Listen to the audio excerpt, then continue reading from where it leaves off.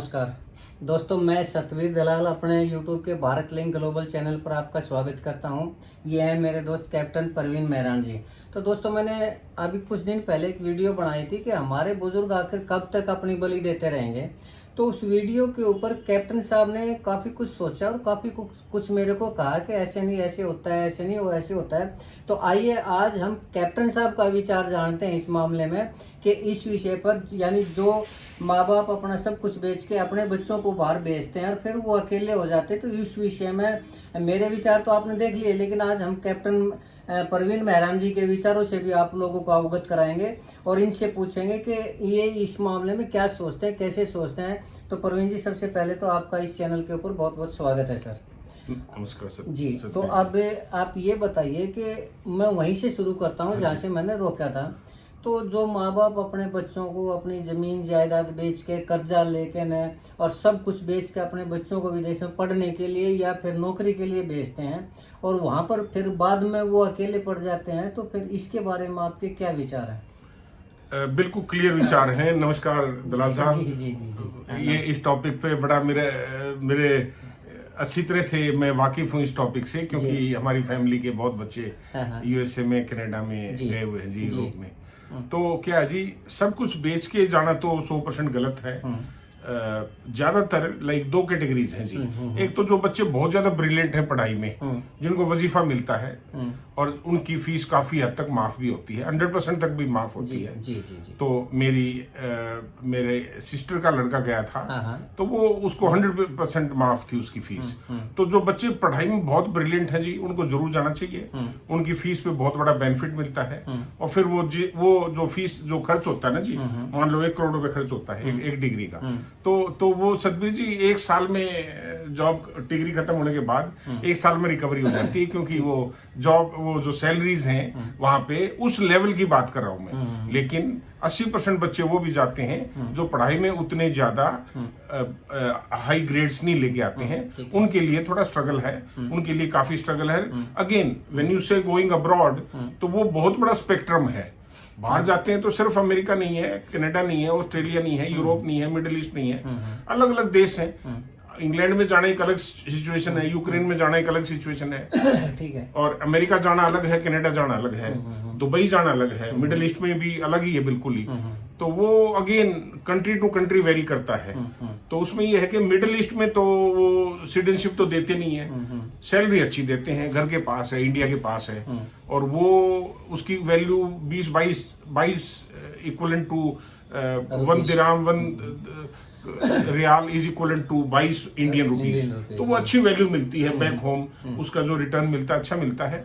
और काफी लेकिन सर एक बार बताइए, मान लीजिए हमने कोई टेक्निकल डिग्री करने लिए, जैसे बीटेक लगा लीजिए। हाँ जी। बीटेक करने के लिए हमने किसी बच्चे को भेज दिया, या तो अमेरिका भेज दिया, इंग्लैंड भेज दिया, ऑस्ट्रेलिया भेज दिया या कनाडा भेज दिया। हाँ सर, एक तो वो खर्चा आएगा उसके ऊपर। हाँ। एक जो वही बीटेक की डिग्री हमारे देश में महज कुछ हजार रुपए में हो जाती है। हाँ जी। तो सर जब डिग्री वैल्यू, मान लो एक बच्चा वहां से डिग्री लेके आता है, उसको भी वही जॉब मिलेगी। एक बच्चा यहाँ से अच्छे नंबर लेकर, इंडिया से अच्छे नंबर लेकर किसी मल्टीनेशनल कंपनी में जाएगा, तो यहाँ पर भी उसको उतनी लगभग सैलरी मिलेगी। तो फिर बाहर क्यों, यहाँ की डिग्री की वैल्यू क्यों नहीं समझते लोग? मैं बताता हूँ, वेरी गुड क्वेश्चन, बहुत अच्छी बात है ये। कि मैं कहता हूँ, मैं ज्यादा इस फेवर में तो नहीं हूँ कि 12वीं के बाद बच्चा जाए। इंडिया की डिग्री जो IITs हैं, जो NITs हैं, NITs हैं, जो फैशन की डिग्री NIFTs हैं, जो मेडिकल की डिग्रियों की बहुत वैल्यू है इंडिया की, और ये तो बहुत अच्छी है इंडिया की डिग्रीज। लेकिन जो प्राइवेट कॉलेजेस बहुत ज्यादा खुले हुए हैं, जो पिछले 20 साल में मनमोहन सिंह की सरकार के बाद में जितने कॉलेज खुले हैं, उनकी प्राइवेट कॉलेजेस की उतनी ज्यादा वैल्यू नहीं है। 10 में से 8 कॉलेज ऐसे हैं जिनके बच्चे पास आउट जब होते हैं वहां से डिग्री करके, तो उनको इंडिया में जॉब नहीं मिलती, बाहर तो उनकी कोई वैल्यू है ही नहीं। और हर बच्चा IIT वगैरह में जा नहीं सकता, NIT में जा नहीं सकता। तो इसलिए एक परसेंटेज तो ठीक है, जो बच्चे जो A ग्रेड के नेशनल कॉलेजेस हैं, जो गवर्नमेंट के फंडेड हैं, वो उनको अच्छी प्लेसमेंट मिल जाती है। पर जो बहुत ज्यादा तादाद में, मैं कहूंगा 90% कॉलेजेस ऐसे हैं जिनके बच्चे 20-30 हजार से लेके 50-60 हजार तक की नौकरी करते हैं। और 50,000। हाँ जी, अब एक बात बताइए, मान लीजिए एक बच्चा यहाँ 50,000 रुपए लेता है, हाँ जी, विदेश में वो बच्चा 5 लाख रुपए लेता है, हाँ जी, लेकिन सर विदेश में उसकी जो करेंसी है उसकी वैल्यू भी तो वही है ना, वहाँ खर्चा भी उतना ही। अगर एक वो फ्लैट लेगा तो वो एक फ्लैट ही 2 लाख रुपए में आएगा, जबकि यहाँ तो 10,000 रुपए में एक बहुत बढ़िया फ्लैट मिल जाता है। तो क्या उस पैसे की वैल्यू उसी के बराबर नहीं है कि यहाँ 50,000 रुपए में काम चल जाएगा, वहाँ 5 लाख में भी काम नहीं चलता? देखो जी, 2-3 साल 4 साल तो ठीक है, उसके बाद जो किराए हैं बड़े शहरों में, जो नौकरियां हैं, आप हरियाणा का ही, नॉर्थ इंडिया का ही देख लो, ज्यादातर जॉब या तो नोएडा में है या गुड़गांव में है, और गुड़गांव में एक कमरे का किराया 20,000 रुपए है।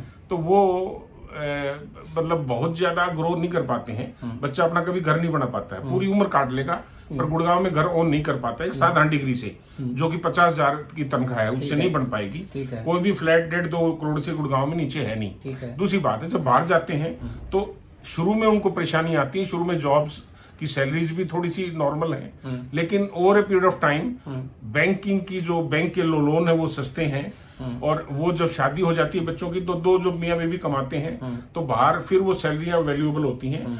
Ownership of a house and a good car in a foreign country is much faster then in India. आज के दिन मैं ये कह रहा हूँ बड़े शहरों में। ठीक है सर, इसी के बात के ऊपर एक क्वेश्चन और सर, मैं भी गया हूँ यूके में, मेरा लड़का भी रहता है और भी मैंने बच्चों से मिला हूँ। पिछली बार गया था तो कम से कम मैं 100 बच्चों से मिला था। वहाँ पर की लाइफ है ना सर, वो मशीन है, मशीन की तरह काम करना पड़ता है, आदमी की सोशल लाइफ नहीं है। अब यहाँ पर मान लीजिए एक बच्चे को ज़रूरत है तो वो तो यहाँ तो 20 फ्रेंड मिल जाएंगे, मान लो थोड़ी छुट्टी लेकर वो जाएगा फ्रेंड के पास जाएगा। यहाँ ड्यूटी आवर्स कितने हैं? 8 घंटे के, 10 घंटे के मैक्सिमम, इतना ही तो होगा ना। वहाँ पर बच्चे को 12-12, 14-14, 15-15 घंटे काम करना पड़ता है, तो उसकी सोशल लाइफ है ना वो ख़त्म हो जाती है और वो खुद एक मशीन की तरह हो जाता है। किसी दोस्त से मिलना हो या फिर वो बोर हो जाता है तो किसी दोस्त के घर जाना वो वहाँ नहीं कर सकता। तो वो फ्रस्ट्रेशन का जो लेवल है वहाँ, आपको नहीं लगता कि वहाँ फ्रस्ट्रेशन का लेवल ज़्यादा है और अपने देश के अंदर फ्रस्ट्रेशन का लेवल कम है, और इसी फ्रस्ट्रेशन से बच्चे की प्रोग्रेस भी डिपेंड करती है? इसके बारे में क्या कहेंगे? मैं ये कहता हूँ कि फ्रस्ट्रेशन कुछ परसेंटेज होती है, जो क्योंकि जब पेरेंट्स से दूर होते हैं, फ्रस्ट्रेशन यहाँ भी बहुत है बच्चों में, इंडिया में भी बहुत है। जब जॉब नहीं मिलती है तो फ्रस्ट्रेशन ही फ्रस्ट्रेशन है, और एक इंजीनियर को 25,000 की नौकरी करनी पड़े तो वो भी बहुत ज्यादा है। ठेके पे गवर्नमेंट लगा देती है, उसके बाद रेगुलर नहीं करती, वो भी बहुत बड़ी फ्रस्ट्रेशन है। बाहर जो फ्रस्ट्रेशन है वो ग्रोथ ओरिएंटेड है जी, और कुछ परसेंटेज तो होते हैं, पर मोर और लेस आपने देखा होगा जो भी बच्चा बाहर जाता है जी जॉब के लिए, वो वापसी आते नहीं है।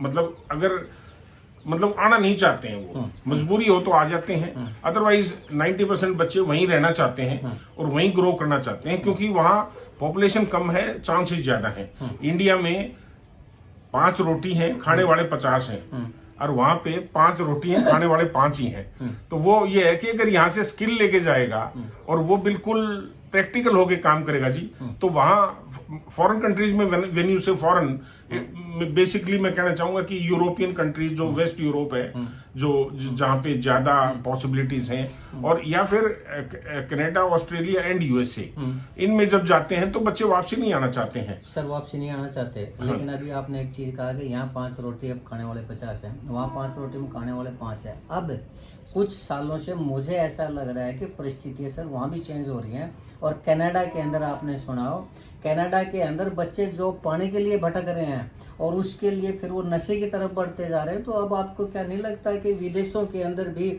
इस तरह की जो चीज़ें हैं, बेरोजगारी की दर है वो ज़्यादा होने लग रही है और बच्चों को जॉब नहीं मिलने लग रही है? तो इसके बारे में आप क्या कहेंगे? ये जो ना जी, जो नशे की तरफ बढ़ रहे हैं, वो क्या होता है, नेगेटिव चीज बहुत ज्यादा स्पीड पे स्प्रेड करती है। तो वो इंडिया में बहुत ज्यादा है नशा, इंडिया में फ्रस्ट्रेशन बहुत ज्यादा है।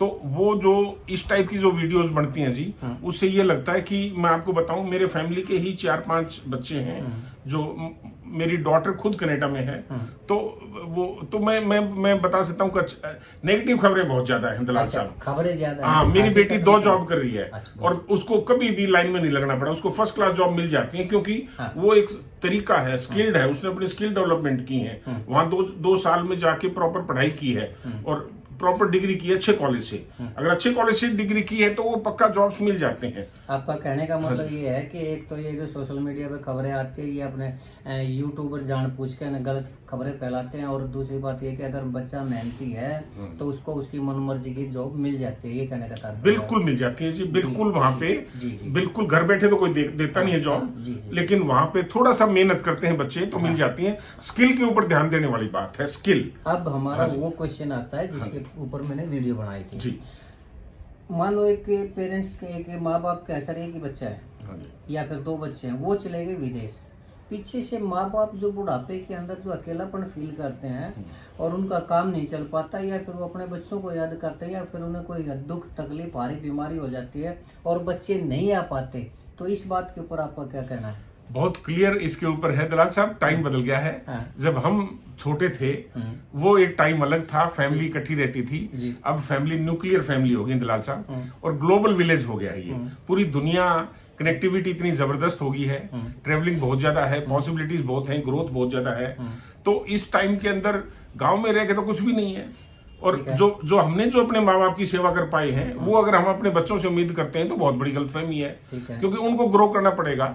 जो गांव में छोटे, अब गुड़गांव में तो चलो फिर भी जॉब्स हैं, पर रोहतक में सोनीपत, भिवानी, हिसार, जींद, महेंद्रगढ़, रेवाड़ी, उनको भी आना पड़ेगा, माँ बाप को छोड़ के आना पड़ेगा।